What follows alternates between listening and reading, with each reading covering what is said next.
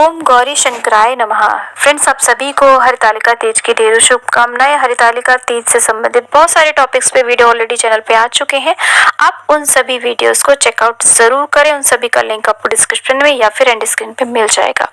Friends, आज की इस वीडियो में हम जानने वाले हैं कि हरितालिका तीज के व्रत पूजन में कौन सी कथा सुनी जाती है। तो देखिए, कथा सुनने के लिए सबसे पहले एक आप जल का लोटा पास में भर के रखें और हाथ में कुछ अक्षत पुष्प लेकर के और साथ ही साथ में थोड़े बहुत काले चने आप हाथ में रख लीजिए। उसके बाद ही आपको कथा सुननी चाहिए। कथा कभी भी खाली हाथ नहीं सुनी जाती है, इसके लिए हाथ में कुछ ना कुछ हमें अवश्य रूप से लेना चाहिए और कथा सुनते समय हमें हुंकारे अवश्य रूप से भरने चाहिए। और कथा के अंत में एक विनायक जी की यानी कि गणेश भगवान की कथा अवश्य रूप से हमें कहनी चाहिए। अखंड सौभाग्य की प्राप्ति वाला यह त्योहार हर साल भाद्रपद मास के शुक्ल पक्ष की तृतीया तिथि को मनाया जाता है। यह व्रत मुख्य रूप से सुहागिन महिलाओं के लिए बहुत ही खास होता है। इस दिन सुहागिन महिलाएं अखंड सौभाग्य और सुखी वैवाहिक जीवन के लिए व्रत करती हैं। वहीं कुंवारी कन्याएं भी मनचाहा वर पाने के लिए इस दिन निर्जला व्रत करती हैं। इस व्रत में महिलाएं मां गौरी और शिव जी की पूजा करती हैं, साथ ही साथ सौभाग्यवती होने का आशीर्वाद मांगती हैं। विवाहित महिलाओं के लिए ये व्रत बेहद ही महत्वपूर्ण माना जाता है। इस दिन पूजा के दौरान व्रत कथा सुनने से ही पूजा का पूरा फल प्राप्त होता है। तो चलिए जानते हैं हरितालिका तीज के व्रत के कथा के बारे में। तो सबसे पहले हम जान लेते हैं कि इस व्रत पूजन का नाम हरितालिका क्यों पड़ा।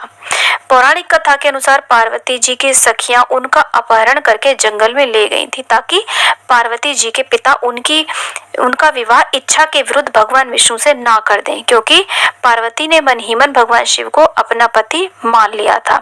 पार्वती जी ने के मन की बात जान करके उनकी सखियों ने उन्हें लेकर के घने जंगल में उन्हें चली गई थी। जंगल में अपनी सखियों की सलाह से पार्वती जी ने एक गुफा में भगवान शिव की आराधना की।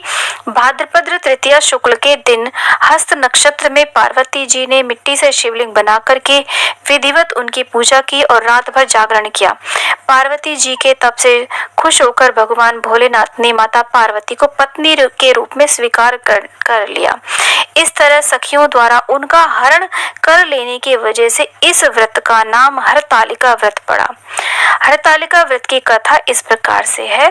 पौराणिक मान्यता के अनुसार पिता के यज्ञ में अपने पति शिव का अपमान देवी सती सह नहीं सकी और उन्होंने खुद को यज्ञ की अग्नि में भस्म कर दिया। वहीं अगले जन्म में उन्होंने राजा हिमाचल के यहाँ पर जन्म लिया और इस जन्म में भी उन्होंने भगवान शंकर को ही पति के रूप में प्राप्त करने के लिए तपस्या की।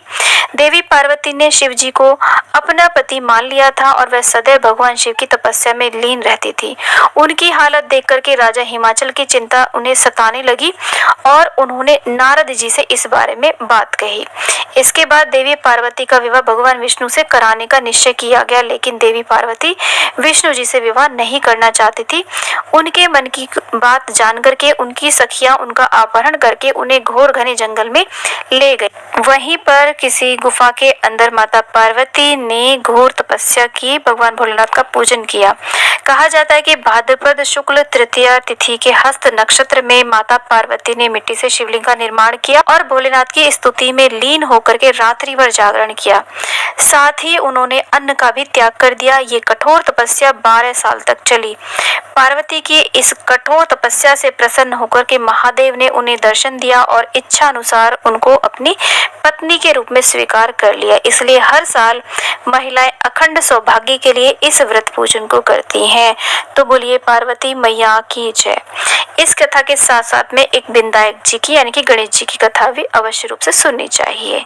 तो गणेश जी की कथा इस प्रकार से है। एक बुढ़िया थी, वो गणेश जी की बहुत ज्यादा पूजा किया करती थी, लेकिन वो मिट्टी के गणेश जी रोज बनाती थी, रोज वो गल जाते थे। तो अब बुढ़िया बड़ी परेशान थी। पास ही में एक साहूकार का मकान बन रहा था। बुढ़िया उन मजदूरों के पास गई, उन्होंने कहा कि मेरा पत्थर का गणेश गढ़ दो। उन्होंने कहा जितनी देर में तेरा गणेश गढ़ेंगे उतनी देर में दीवार ना चलेंगे। बुढ़िया बोली राम करे तुम्हारी दीवार टेढ़ी हो जाए। बुढ़िया के हटते ही दीवार टेढ़ी हो गई। बार बार बनाए, बार बार ढा देवे, बार बार बनाए, बार बार ढा देवे। ऐसे ही शाम हो गई। शाम को सेठ आया। सेठ ने पूछा आज कुछ भी काम नहीं किया। तब मिस्त्रियों ने और मजदूरों ने बताया कि बुढ़िया किस प्रकार से यहाँ पर आई थी और वो कहकर गई है कि आपकी दीवार टेढ़ी हो जाए तो दीवार सीधी नहीं होती है, बार बार कोशिश करते हैं, बार बार टेढ़ी हो जाती है, इसलिए आज कुछ भी कार्य नहीं हुआ।